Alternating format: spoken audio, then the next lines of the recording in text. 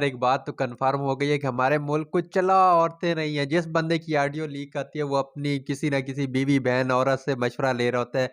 तो आज हम फिर ऑडियो लीक्स की बात करने वाले हैं और इस दफ़ा जो ऑडियो लीक हुई है वो हुई है क्रिकेट की दुनिया में हमारे पीसीबी के मोहतरम चेयरमैन ज़का अशरफ साहब की ऑडियो लीक हो चुकी है। सियासतदानों से होता-होता सिलसिला यहाँ तक पहुँच गया है।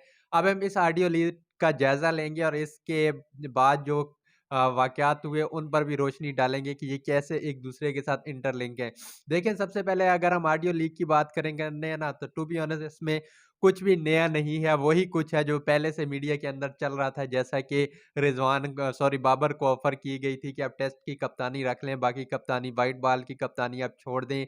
इसके अलावा क्या नाम है वो जो कंपनी वाला एक इश्यू उठा था उसके ऊपर बात हुई। और इसके अलावा हमारे पास शाहीन शाह अफ़रीदी को कप्तान बनाने की बात की गई और वहाँ पे ये कहा गया कि जो जिस औरत से बात की जा रही थी उसने ये कहा कि इसका जो ससुर है ना वो इंटरफेयर करेगा, यानी ये मुकम्मल तौर पर शायद अफ़रीदी के ही ताबे है। इसके अलावा इस जो ऑडियो लीक्स है ना उसमें एक और अहम बात है मोहम्मद रिज़वान के बारे में, जब कहा गया कि मोहम्मद रिज़वान जो है ना शाहीन शाह अफ़रीदी से बेटर कैप्टन है व्हाइट बॉल क्रिकेट में। ये जो भी औरत है ना इसको पीसीबी का चेयरमैन सबसे पहले लगाओ।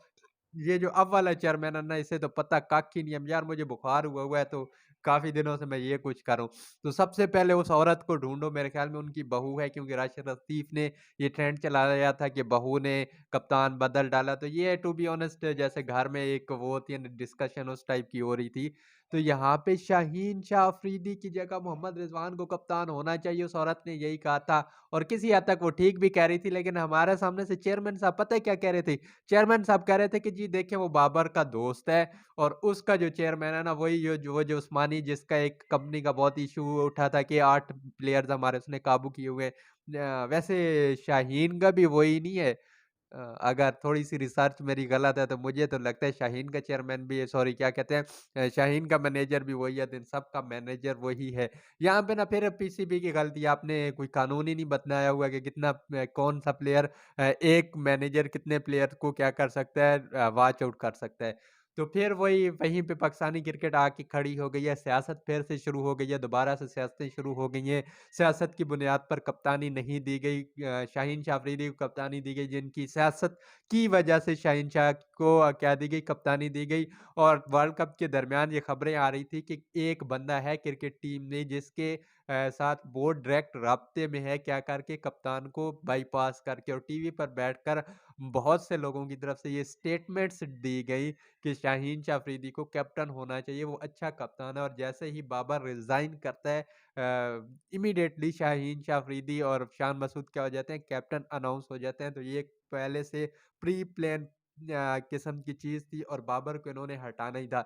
देखिए बाबर को हटाने ना हटाने से मसला नहीं है, मसला है उसको किस तरह हटाया गया सियासत करके। मेन इश्यू यही है। अभी शान कप्तान चला है ना, शान चाहे जितना बुरा भी कप्तान चला जाता है, मतलब जितनी बुरी उसकी रन रहती है, जब भी शान को हटाओ एज़ ए मेरिट पे हटाओ, एक तरीके से हटाओ। ना कि शान को हटाया जाए सियासत करके या शाहीन शाह अफ़रीदी को हटाया जाए सियासत करके। बेसिकली यही करने की कोशिश की गई है कि ये जो ग्रुप था इसके अंदर तोड़-मरोड़ किया जाए और अपनी टीम के अंदर जो मनपसंद के खिलाड़ी लाए जाएँ। और आपने देखा होगा कि 2 बहुत ही साबका प्लेयर्स को भी लाने की कोशिश की गई ताकि टीम के ऊपर मनमानी अपनी बनाई जाए, क्योंकि ये वाला जो लड़के हैं ये क्या हो गए थे, बहुत ही ज़्यादा खुदमुख्तार हो गए थे और इन्हें सबक सिखाना भी बहुत ही ज़्यादा ज़रूरी था।